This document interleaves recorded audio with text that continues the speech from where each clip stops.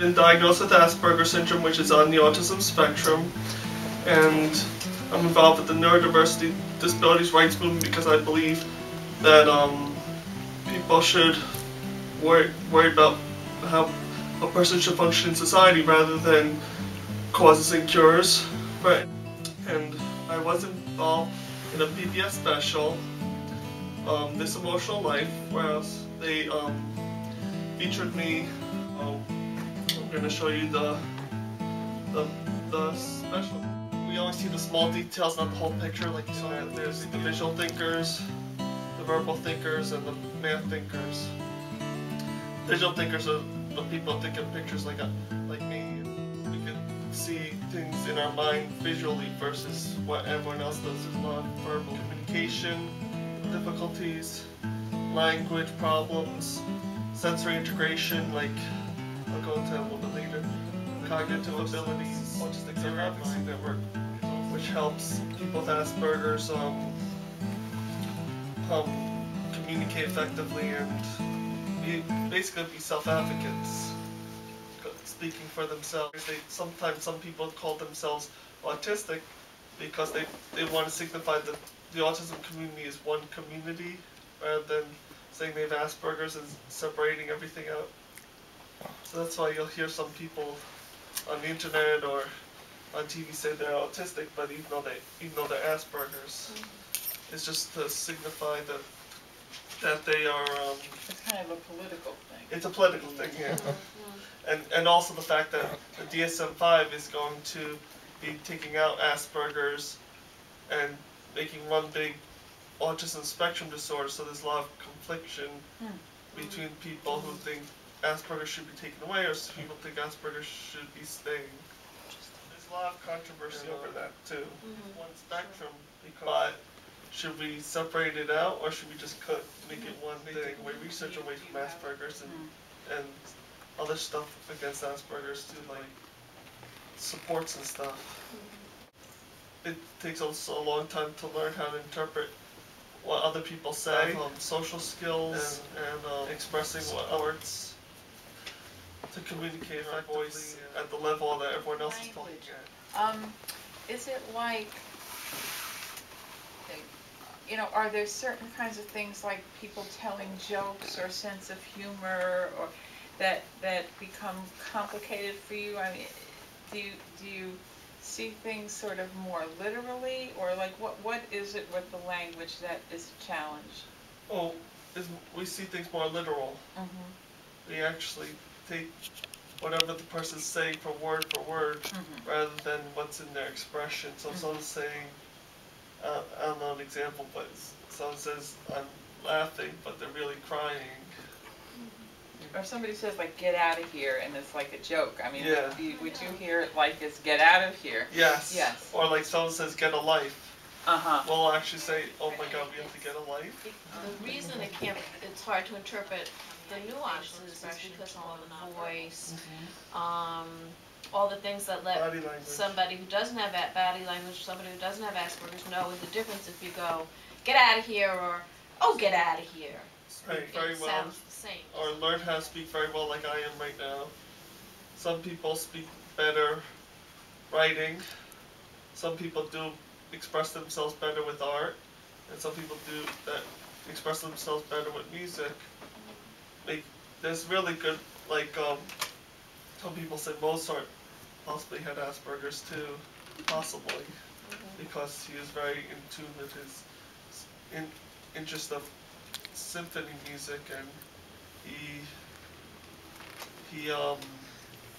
really accomplished a lot, but yet he struggled a lot too.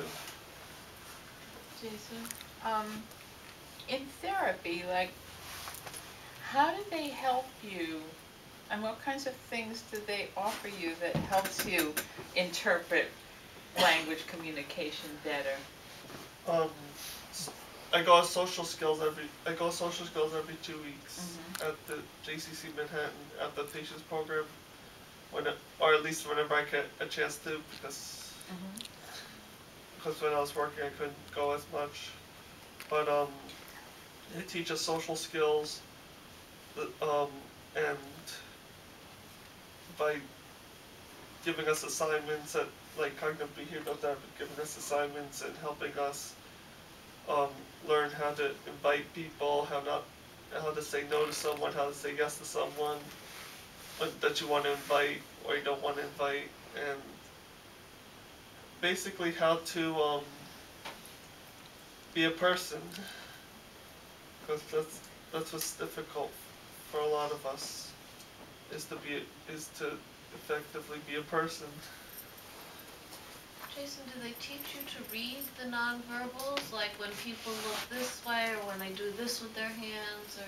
Yeah, we role play a lot, and especially when I'm in the drama therapy group on Sundays that I go to, we role play a lot and we improvise, and they teach us to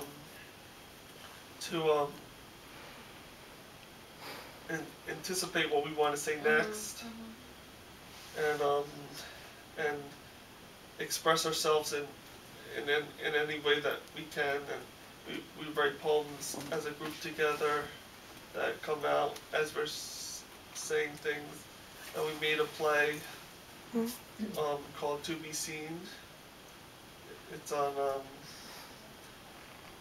it's about having a voice in the community and stuff and being heard. And we all came up with superhero characters, and I came up with an original character called Lightyear Man.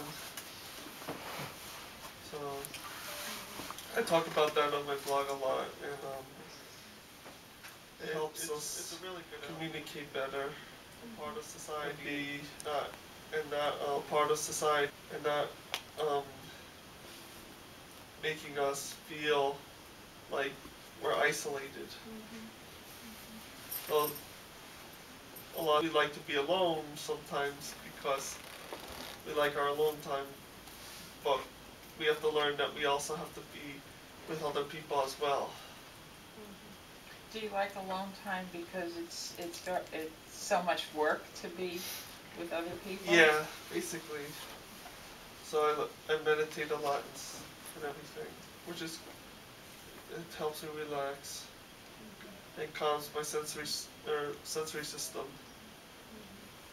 In the Asperger's, or even in autism too, it affects the sensory system, like sounds, lights, touch, smells, tastes, and it could also affect the immune system as well.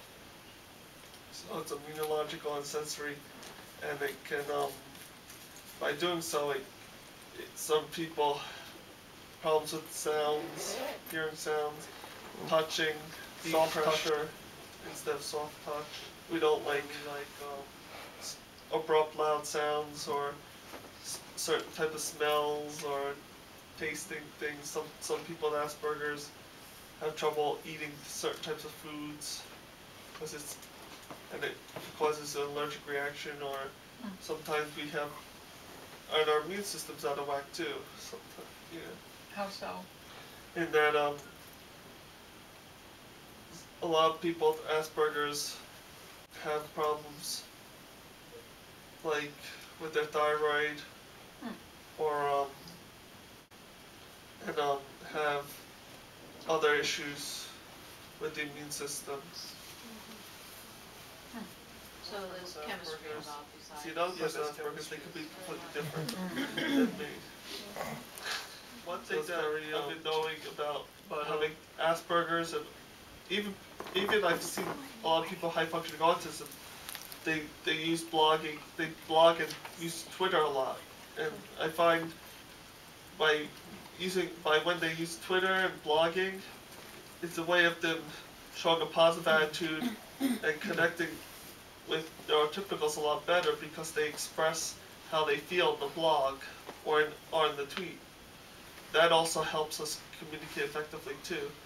And a couple of friends I've known get bullied a lot, and bullying is very important to be aware about because it happens on the internet now, but it also happens regularly, and it's not just only on Facebook, it's everywhere on the internet.